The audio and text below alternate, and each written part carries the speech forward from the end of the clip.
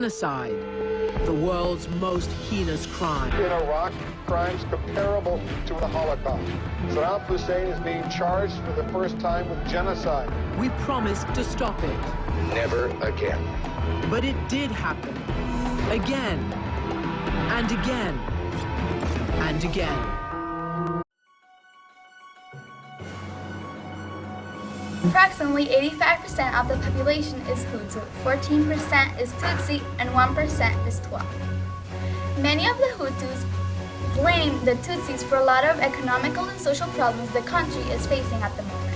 The Tutsis are also being accused of supporting Tutsi extremists. The use of propaganda the president is using at the moment is creating an even greater division between the Tutsi and the Hutus, which is creating even more conflict.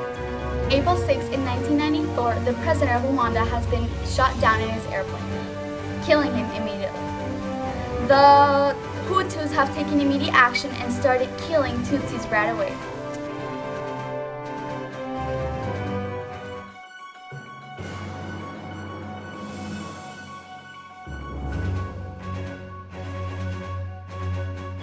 During the 100 Days of Slaughter, it began in the capital city of Rwanda, Kigali. The Interahamwe, an anti-Tutsi youth organization established by the Hutu extremists, they checked identification cards and killed the Tutsis in every corner of the city. Killing was mostly done by hand, with machetes, clubs, and knives. Bullets were too expensive to buy. The violence spread because they killed the prime minister and got all the address of the Tutsis. The killers would go to the Tutsis' house door and slaughter them to death. Men, women, and children were also murdered or tortured before being killed. Some were given the option to pay a bullet for a quicker death. Women were also raped. Some were raped and then killed, and other women were kept as sex slaves. Girls were also tortured before being killed. Some had their breasts cut off or sharp objects shoved up their vaginas. Some tried to escape by hiding in churches, hospitals, schools, and government offices. But these places turned into mass murder places during the genocide. The biggest massacre took place on April 15 to 16. It was in one of the Roman Catholic Church, 60 miles away from the capital city. They tricked the Tutsis that they would get shelter, but they were all killed, and the killing started with grenades and guns. Then they changed to clubs and machetes. It took 2 days to kill everyone inside of that church. Tutsis were not allowed to be buried. Bodies were thrown into rivers or just left there on the ground. The news was controlled by the Hutus. The Hutus followed 10 commandments, including that they couldn't marry a Tutsi because that was considered betrayal.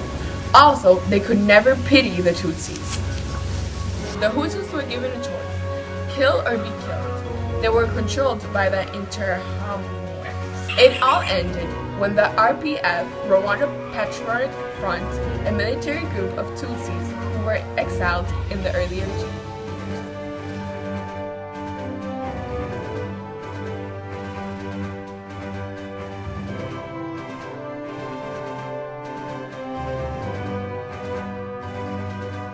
Today, while the Rwanda genocide is happening, the UN and Belgium have sent troops into Rwanda. However, the UN has not given orders to stop the genocide, and Belgium, after 10 Belgian soldiers' deaths, they have left.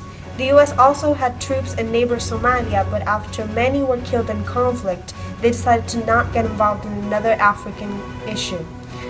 France, however, also sent troops, but they have done nothing to stop the genocide, only set a supposed safe zone. However, the rest of the world knows that they are involved in the Hutu-sponsored massacre.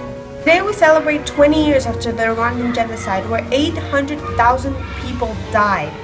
The Rwanda have tried 20,000 individual cases blamed for the massacre, and in Gakaka's courts, a neighboring city of Rwanda, they have tried 1.2 million cases, while the UN alone has had more than 70 international cases on trial.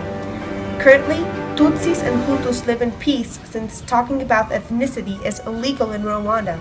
President Kagame has been accredited for doing so much good in Rwanda. However, he has also been said to go after outside critics and political opposition parties.